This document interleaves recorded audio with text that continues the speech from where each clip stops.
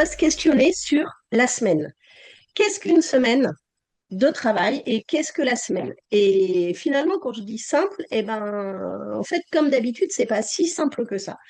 Parce que du coup, si vous allez voir notamment le Centre national de ressources textuelles et lexicales, il définit donc le Centre national définit la semaine comme étant une période de 7 jours consécutifs et qui du coup commence le lundi ou commence un autre jour. Ça, c'est la première définition. Mais la deuxième acception du terme, c'est de manière moins précise, la semaine, c'est 7 jours. Voilà, c'est une période de 7 jours. Donc, on a soit une période de 7 jours consécutifs qui commence le lundi, soit une période de 7 jours consécutifs qui commence un jour quelconque, ou une période d'environ 7 jours, sans plus de précision. Et donc, la Cour de cassation est venue nous répondre sur qu'est-ce qu'une semaine. Alors, en matière de repos hebdomadaire, donc elle nous a rendu sa décision le 13 novembre 2025 sur cette question-là en matière en matière de repos hebdomadaire. Et donc, oh, tiens, voilà, je vous ai mis quelques je vous ai mis BFM, Capital ou Le Monde. Cette décision, voilà, est qualifiée d'explosive par la Cour de cassation ou travailler 12, oh, pardon, travailler 12 jours consécutifs, la décision de la Cour de cassation crispe. Le Monde, justement, qui va s'amuser sur la semaine de travail en nous disant que la semaine de travail peut désormais compter 12 jours. Bon. Et là, je vous en ai remis que 3, mais si vous alliez voir, au moins en fin novembre, ça a fait les gros titres. Vous cherchez sur Internet, vous trouviez ça, effectivement. Donc, c'est une décision qui semble avoir surpris tout le monde. Pourtant, c'est une décision qui, à mon sens, n'est pas du tout surprenante. Du coup, là, pour le coup, moi, ce qui m'a surpris, c'est que cette décision n'avait pas été prise avant. Et pour la simple et bonne raison que, comme d'habitude, en droit du travail, en droit du temps de travail plus précisément, on avait déjà une cour de décision de la Cour de justice de l'Union européenne qui venait depuis plusieurs années préciser euh, ce qu'on pouvait entendre par semaine de travail en matière d'attribution de repos hebdomadaire.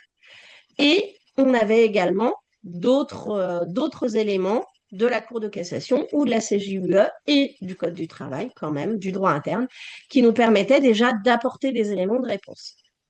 Donc voilà, on va essayer de dérouler tout ça aujourd'hui et, euh, et du coup de voir en fait pourquoi c'était pas, enfin voilà, moi c'était pas surprenant, mais, euh, mais voilà. Alors, le Code du travail, pour le coup, il dispose que sauf stipulation contraire, dans une convention ou un accord mentionné à l'article L312132, la semaine débute le lundi à 0 heure et se termine le dimanche à 24 heures. Là, on est bien sur la première définition qu'on avait dans le Centre national des ressources textuelles. Voilà. Le lundi à 0 heure, le dimanche à 24 heures, c'est du coup une semaine civile. Sauf que, pour parler plus précisément de cette semaine, on va mettre par rapport à la règle qui nous intéresse, et justement à peut-on faire travailler un salarié 12 jours d'affilée. Ces dispositions-là, du coup, ne s'inscrivent pas dans la question du droit au repos hebdomadaire. Elles sont inscrites le 31-21-35 et le 31-21-32, donc la définition de la semaine, dans la section qui est consacrée à la durée légale de travail et aux heures supplémentaires, et non pas du tout dans la section qui est consacrée au repos hebdomadaire. Et deuxième point, le fait que la semaine débute le lundi à 0 heure et qu'elle se termine le dimanche à 24 heures, ce sont des dispositions supplétives. Et donc, vous savez tous que depuis la loi El Khomri, effectivement, ces dispositions ne viennent s'appliquer que à défaut d'accord. Et que nous dit le champ de la négociation collective sur cette question? Voilà. le champ de la négociation collective sur cette question, eh ben, tout simplement, il nous dit qu'une convention ou un accord collectif d'entreprise ou d'établissement, ou à défaut une convention collective ou un accord de branche, peut fixer une période de 7 jours constitutifs qui constitue la semaine pour l'application du présent chapitre. Donc là, on reprend bien, bah, effectivement, ce que je vous disais, ce que j'ai trouvé sur Internet, sur le CRNTL, qui nous donne la définition de la semaine comme période de 7 jours consécutifs, qui soit commence le lundi, soit commence un autre jour. Et donc, c'est ni plus ni moins que ce que nous dit le Code du travail, c'est une période qui commence le lundi, sauf si, primauté étant donnée à l'accord collectif, sauf si un accord collectif prévoit une autre période de 7 jours consécutifs.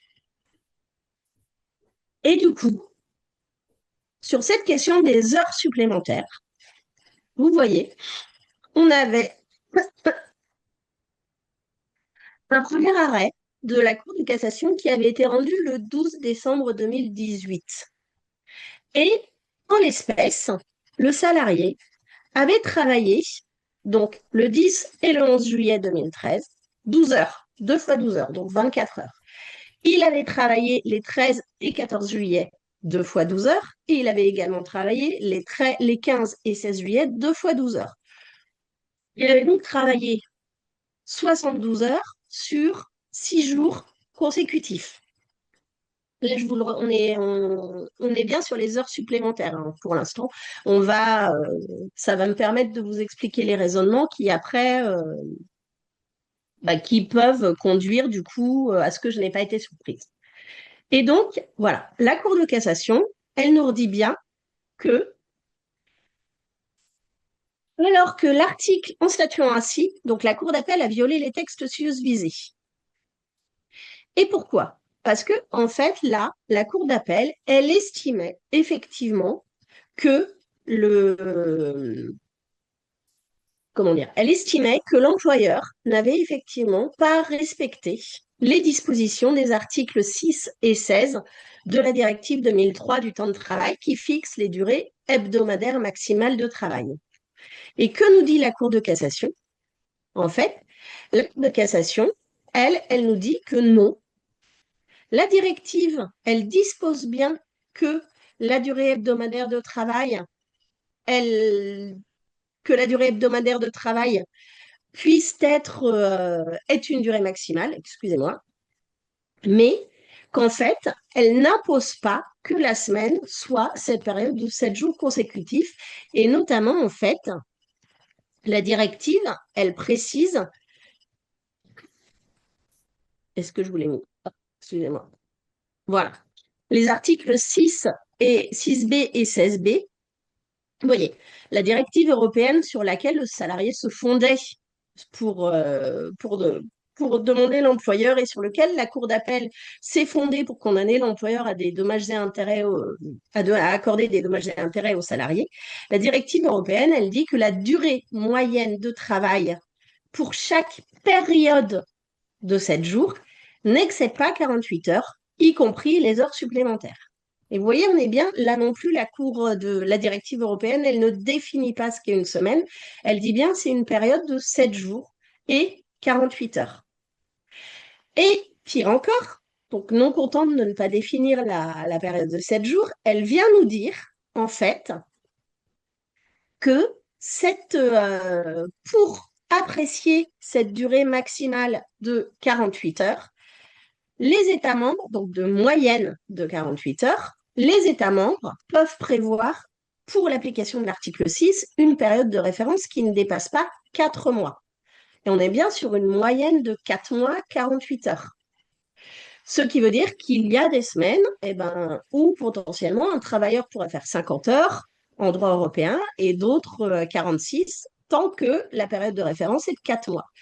Et du coup, pour le salarié, en fait, on était bien sûr 7 jours et on ne pouvait pas restreindre les 7 jours à une semaine civile, puisque la directive européenne, vous voyez, parle bien d'une période de 7 jours, sans dire que c'est une semaine civile, ce qu'avait fait la Cour de cassation. Or, que nous répond la Cour de cassation?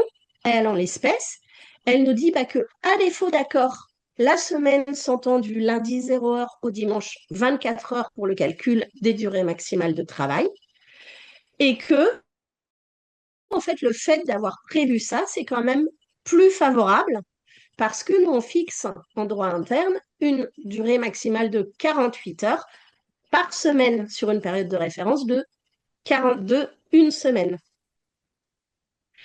Alors que les directives européennes proposent que les États membres prévoient une période qui puisse aller jusque 4 mois avec un calcul de la moyenne. Donc, la Cour de cassation, elle estime que dans ce sens, notre droit interne est plus favorable et donc, elle casse l'arrêt de la Cour d'appel et donne tort aux salariés, estimant que voilà, la semaine, c'est bien la semaine en l'espèce pour les heures supplémentaires, s'entend bien d'une semaine civile et que donc on a vraiment un aspect bah, plus favorable pour le salarié, plus favorable pour le salarié. Point. Donc, voilà. Du coup, sur cette question on voit bien que, alors, on n'est pas encore sur le repos hebdomadaire, mais on voit bien déjà que la Cour de cassation nous avait donné une première appréciation d'une partie de la directive européenne et de ce que la directive européenne pouvait entendre par qu'est-ce qu'une période de 7 jours, et donc appliquer un droit interne. À partir de là, on se dit, bon, bah, finalement, si on fait 70 heures sur 6 jours, mais que c'est sur 2 semaines différentes, effectivement, on pourra avoir fait 30 heures une semaine et 40 heures la semaine suivante. OK. Donc, déjà, on avait le mécanisme en tête, nous disant, enfin, nous permettant de se dire que, voilà, la Cour de cassation s'orientait vers une semaine civile dans ce sens. En ce qui concerne le repos hebdomadaire, alors là, c'est encore pire, si je peux me permettre, que sur la question des heures supplémentaires. C'est l'article L3132-1 pose juste le principe d'interdiction du travail pour un salarié plus de 6 jours par semaine. Voilà. Donc là, on a et c'est tout. Ensuite, en principe, le repos est attribué le dimanche. C'est pour ça que vous garderez bien en tête que l'arrêt dont on parle aujourd'hui, c'est un arrêt déjà qui fonctionne pour des entreprises qui peuvent faire usage des dérogations légales, conventionnelles ou autres. Il est donc interdit de faire travailler un même salarié plus de 6 jours par semaine. Et donc, qu'est-ce qu'une semaine? On en est toujours à cette question de qu'est-ce qu'une semaine? L'article 5 de la directive européenne, puisque, voilà, en droit du temps de travail, la directive européenne 2003-88, je ne vais pas dire que c'est la Bible du travailliste, mais presque en fait. Là, donc, la directive européenne 2003-88, elle nous rappelle que les États membres prennent les mesures nécessaires pour que tout travailleur bénéficie au cours de chaque période de 7 jours. Elle ne définit pas non plus, vous voyez, ce qu'est une semaine. C'est une période de 7 jours. Donc, que chaque travailleur bénéficie au cours de chaque période de 7 jours d'une période minimale de repos sans interruption de 24 heures, auxquelles s'ajoutent les 11 heures de repos journalier prévues à l'article 3. Autrement dit, pas plus de définition pas plus de définition là pour le droit au repos dans la directive européenne que dans notre Code du travail. Le droit français nous donne le principe d'interdiction de faire travailler un salarié plus de 6 jours par semaine, sans nous dire ce qu'est une semaine. La directive européenne nous rappelle qu'une semaine, c'est une période de 7 jours. C'est une période de 7 jours. Ça nous avance, voilà. Ça nous avance beaucoup. Et on a donc deux interprétations possibles. Est-ce que la période de 7 jours, est-ce que, comment le reformuler? Reprenons notre arrêt, je vais essayer de le reformuler comme ça. Sur l'arrêt de la CJUE, On avait, donc de 2017, on avait en l'espèce un salarié dont le travail était organisé selon des roulements. Et du coup, donc, le roulement, le travail continu, ça correspond au droit français à une dérogation qui permet de ne pas de ne pas accorder le repos hebdomadaire. Et donc, les salariés, ils occupaient successivement les mêmes postes à des rythmes déterminés. Mais, du coup, on a un salarié qui, selon ses roulements, travaillait parfois 7 jours consécutifs. Et donc, c'est là qu'on avait bien, du coup, nos deux interprétations. La première, c'est que l'employeur, celle de l'employeur, qui nous dit, en fait, la directive européenne, elle exige, donc si je la reprends, la directive européenne exige que chaque salarié ait le droit, au cours de sa semaine civile, à un repos de 24 heures. Mais la directive européenne, elle n'exige pas, du coup, qu'on ait un repos au bout de 6 jours de travail consécutifs. Donc, on peut accorder, comme c'était le cas dans l'arrêt de novembre 2025, un salarié le mettre en repos le lundi de la première semaine, le dimanche de de la seconde semaine, et effectivement, il a pour chaque période de 7 jours son repos de 24 heures. C'est là, c'est sur cette question-là, c'est est-ce qu'on est consécutif? Est-ce que c'est 6 jours consécutifs ou non? Ou est-ce que c'est 24 heures au cours d'une période minimale de 7 jours? Et donc, l'employeur nous dit, c'est bien, l'interprétation de l'employeur, c'est ce n'est pas 6 jours consécutifs, ce sont bien la question des 24 heures de repos au cours d'une semaine de travail. Le salarié, lui, dans l'arrêt de la CJUE, le salarié, lui, son interprétation, eh ben, c'était de dire que la directive imposait d'accorder au salarié le repos hebdomadaire au plus tard le jour qui suit 6 jours de travail consécutifs. Et donc, vous voyez, c'est pour ça que je vous dis qu'il n'y avait pas vraiment de surprise en 2025. Là, dès 2017, donc 9 novembre 2017, la Cour de justice de l'Union européenne nous rappelle que la directive, les articles 5 de la directive 93, article 5 de la directive 2003, etc., n'exigent pas que la période minimale de repos hebdomadaire sans interruption de 24 heures à laquelle un travailleur a droit soit accordée au plus tard le jour qui suit une période de 6 jours de travail consécutifs. Mais ces articles imposent bien que que cette période de repos hebdomadaire soit accordée à l'intérieur de chaque période de 7 jours. Donc vous voyez, là, la Cour de cassation, dans l'arrêt du 13 novembre, elle s'est fondée sur le droit européen pour résoudre cette question, mais elle aurait également pu se transposer, si on peut le dire, l'arrêt sur les heures supplémentaires, se fonder là-dessus. Elle aurait également pu, sur la question de la des 6 jours consécutifs, aller transposer des questions qui ont déjà été traitées dans le cadre de la pause de travail. Et elle pouvait aussi se baser, alors là je me déteste moi-même de vous le dire, sur le question-réponse du gouvernement. Alors, on va commencer tout de suite par le rappeler. Un question-réponse, ça n'a aucun effet normatif.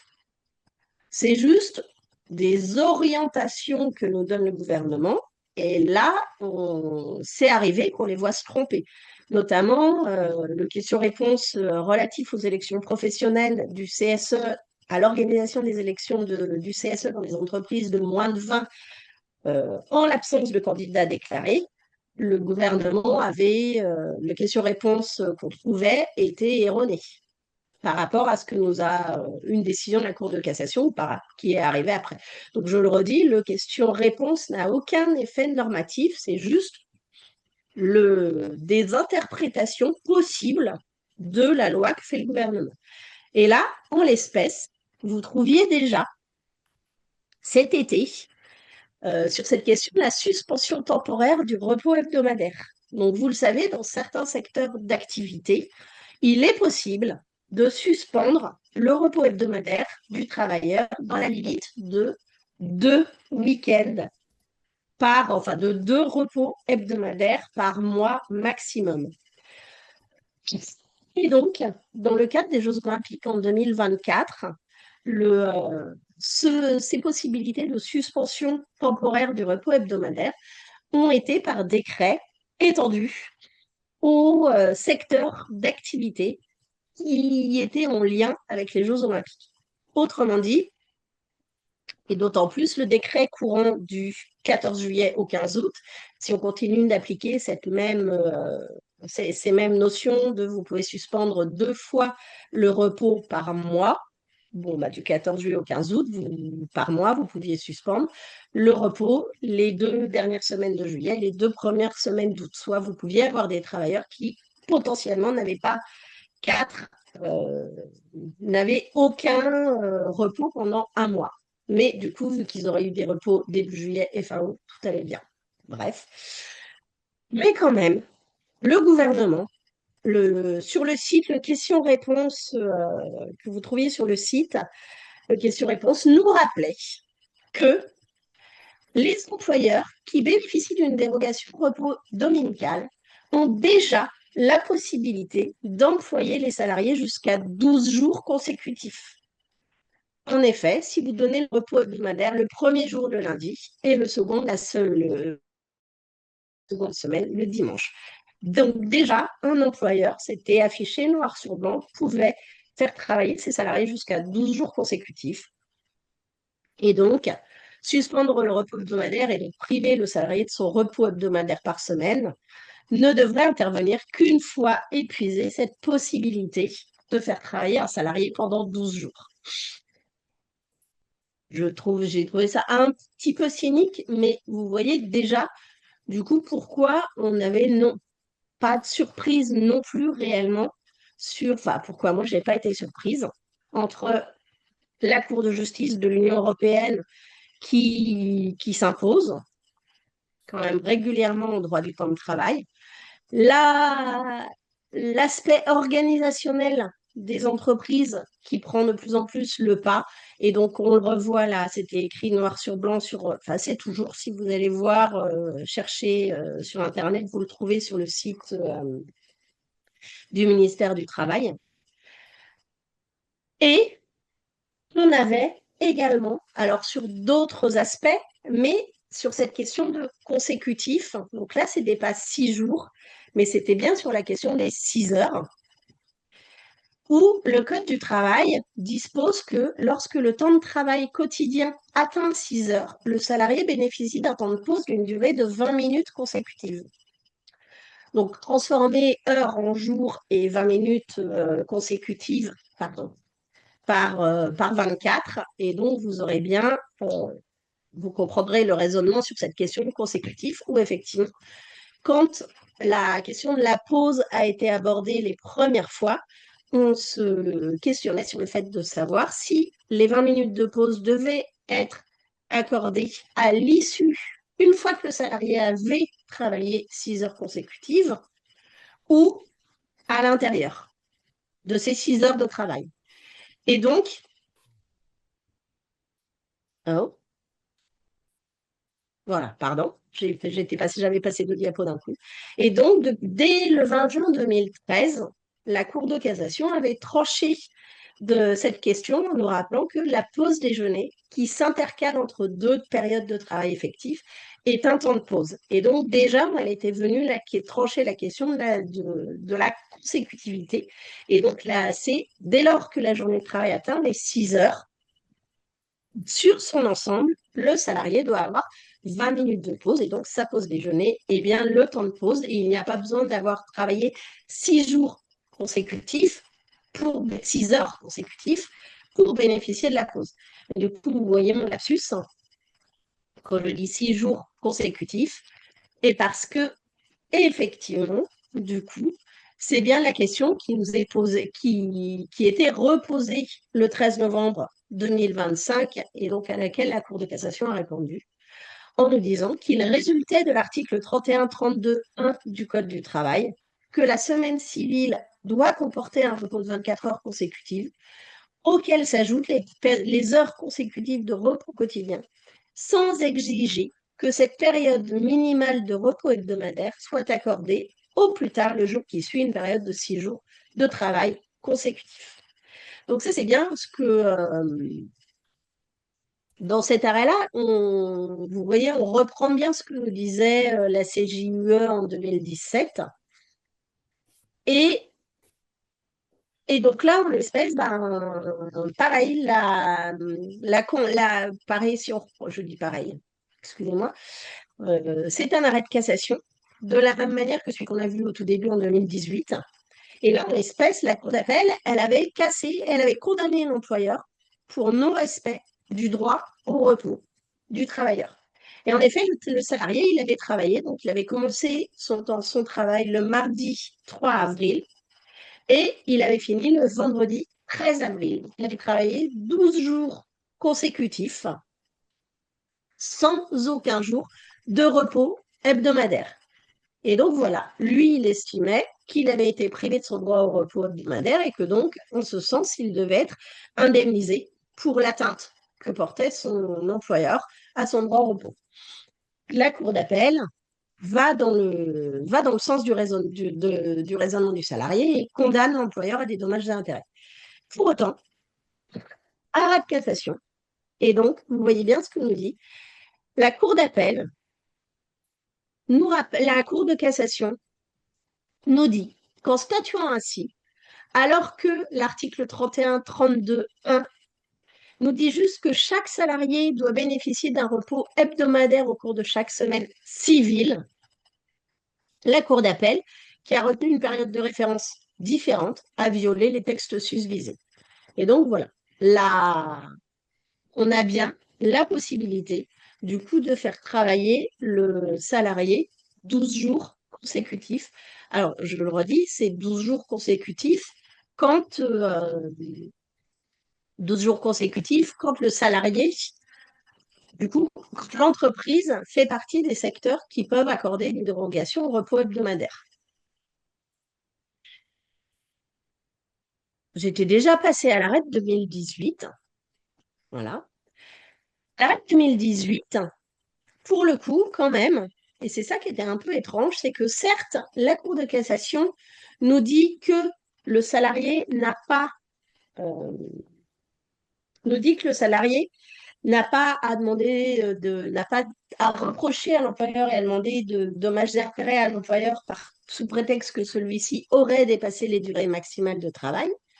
Par contre, dans cet arrêt, effectivement, autant la Cour de cassation dit non, on ne peut pas reprocher à l'employeur les 72 heures du salarié parce que on était bien sur 2 semaines différentes, mais pour le coup, la Cour de cassation, elle décide que le licenciement était sans cause réelle et sérieuse, en estimant que quand même faire travailler, que l'endormissement au travail qui était reproché aux salariés était consécutif à une fatigue excessive résultant des 72 heures de service accomplis les jours précédents.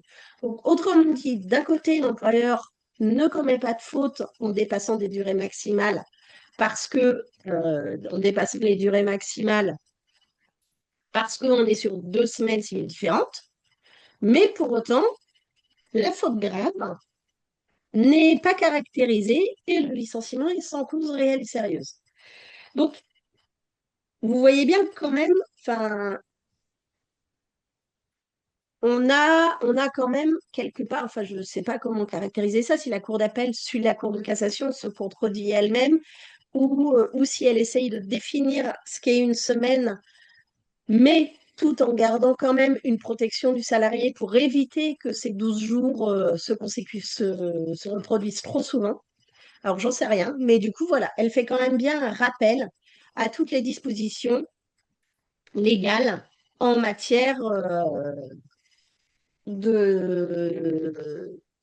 à toutes les dispositions en matière de protection de la santé du travailleur. Et donc, notamment, on rappellera l'article 41-21-2. Pourquoi je vous ai mis 24? Donc, vous ferez la correction, c'est le 41-21-2, on se rappelle bien, qui est que l'employeur met en œuvre les mesures prévues à l'article 41-21-1 des principes généraux de prévention suivants. Et donc, il s'agit pour l'employeur d'éviter les risques, d'évaluer les risques qui ne peuvent pas être évités, de combattre les risques à la source. Et le petit 7, il rappelle bien quand même que l'employeur doit planifier la prévention en y intégrant dans un ensemble cohérent, notamment en y intégrant l'organisation du travail. Autrement dit, un salarié ne pourra pas aller euh, attaquer un employeur sur le droit au repos, puisque désormais, on sait que ce ne sont pas 6 jours consécutifs qui font valoir ce droit au repos hebdomadaire. Il ne pourra pas non plus réclamer des heures supplémentaires, vous le voyez. Donc, on est bien sur 24 heures à l'intérieur d'une période de 7 jours. Et donc, si sur 2 semaines consécutives, on peut effectivement avoir 12 jours de travail, comme nous le redisait la semaine, comme nous le redisait ah, comme nous le redisait la Cour de justice de l'Union européenne. Voilà. Pour autant, et la Cour de cassation en 2025, pour autant, s'il arrive quelque chose, et là on en parlait tout à l'heure, un salarié pourra sûrement plus aller attaquer un employeur s'il lui arrive quelque chose, donc soit sur bah, peut-être en faute inexcusable ou manquant d'un employeur à son obligation de sécurité, en estimant que travailler 12 jours, bah, c'est une atteinte au repos et que du coup, l'employeur n'évite pas les risques, n'évalue pas les risques qui ne peuvent pas être évités, ne combat pas les risques à la source et du coup n'a pas certainement pas, en tout cas, planifié la prévention en y intégrant l'organisation du travail. Et ce, d'autant plus que quand même, on rappelle, la directive européenne rappelle que l'amélioration de la sécurité, de l'hygiène et de la santé des travailleurs au travail représente un objectif qui ne peut être subordonné à des considérations de caractère purement économique. Et du coup, sur cette question du repos hebdomadaire ou des heures supplémentaires, quand bien même la Cour de cassation estime que le fait d'avoir, notamment sur les heures sup, borné nos dépassements nos 48 heures max à 7 jours à une semaine et non pas à une moyenne de 4 mois, comme le permet l'article 16b de la directive, du coup, on voit bien, pardon, quand même que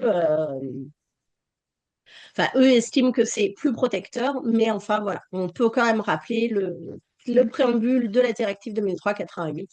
On ne peut pas subordonner à des considérations purement économiques. Merci à tous.